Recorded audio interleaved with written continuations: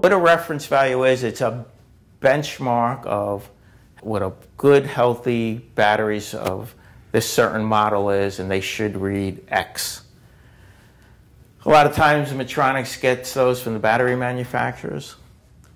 Some come from guys in the field like yourself. If you get to a site and you don't know what the reference value is and you can't talk to anyone to give you one, still do your test. If you went out there, you could set up the tester with no value in there or any value in there, and when you're done testing and you find out the right number, there's a way to plug it back into the tester and it will recalculate all your percentages for you. So never think you wasted your time going to a site and you don't have a value so you can't test. Always take your readings.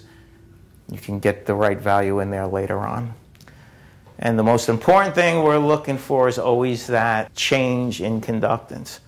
That 30, 40, 50% change of when you know your battery is going bad. So wherever that benchmark that you started with, you're looking for a decline in conductance is when the battery is going bad.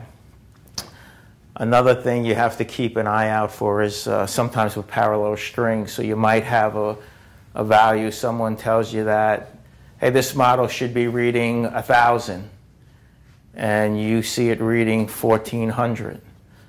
Well, it could be because of you have some parallel strings in there. It's just like if I had 200 ohm resistors and I had them in series and I measured each one, they'd each measure 100 ohms. If I put them in parallel, now they're going to read 50 ohms.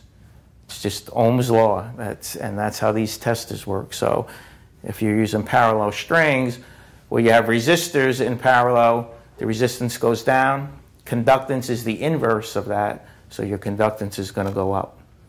So the best thing to do is, if you get a value from someone that doesn't look good and you're reading really high, 140%, adjust that value to where it's going to be 100% for your installation and trend from there.